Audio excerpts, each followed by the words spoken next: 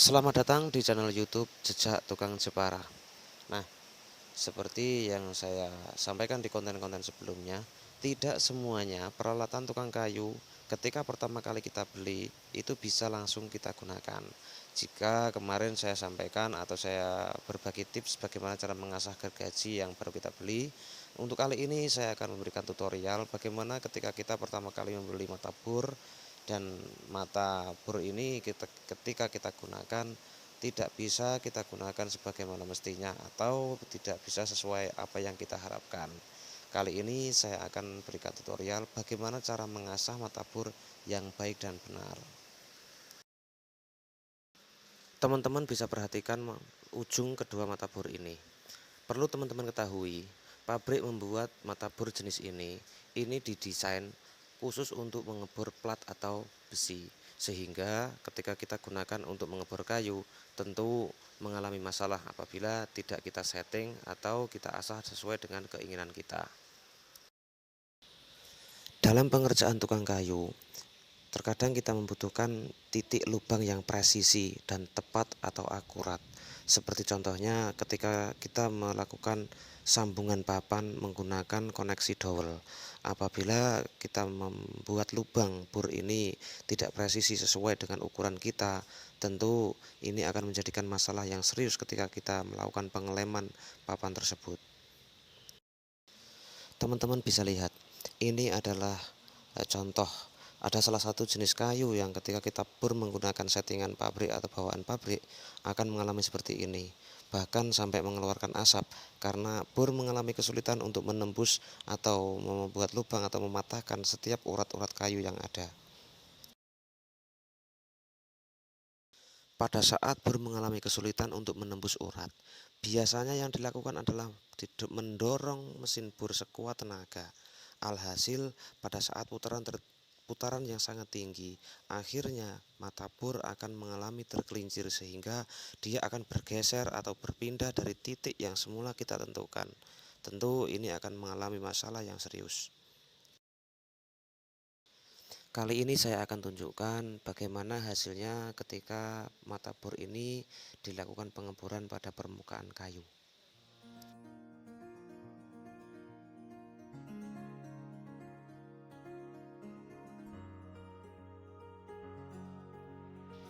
Teman-teman bisa lihat, selain titik bergeser dari yang kita tentukan atau sesuai ukuran, hasil dari pengeboran permukaan kayu hasilnya juga berserabut dan sangat tidak rapi.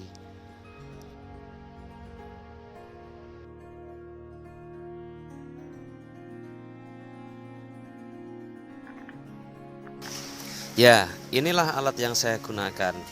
Betul sekali, gerinda dengan mata pemotong besi.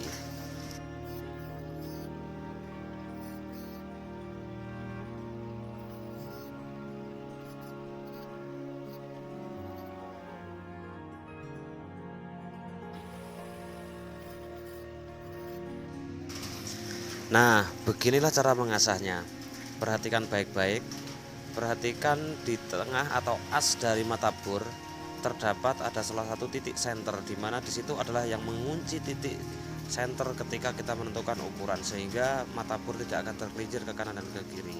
Kemudian di sebelah kanan dan kiri kita buat menyerupai sayap itu yang sangat tajam, sehingga untuk memotong tepi, sehingga ketika kita melakukan pengeboran ini tidak akan berserabut.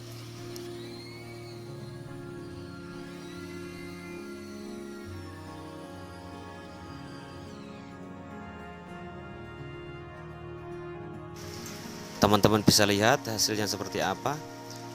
Titik senter sangat tepat dan presisi serta akurat dan tidak bergeser sedikit pun, serta hasilnya juga sangat rapi.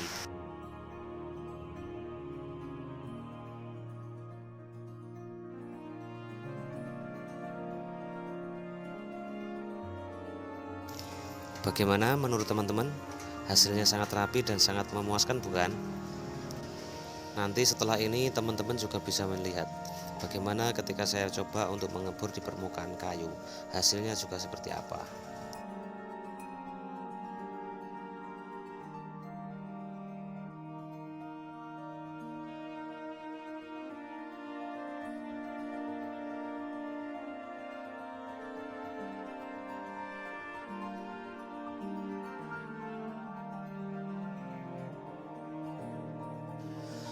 Jadi seperti inilah hasilnya.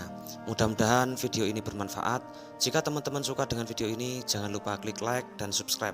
Nyalakan lonceng agar teman-teman tidak ketinggalan video-video tutorial berikutnya di channel YouTube Jejak Tukang Jepara. Serta tinggalkan komentar bila ada pertanyaan seputar tutorial ini.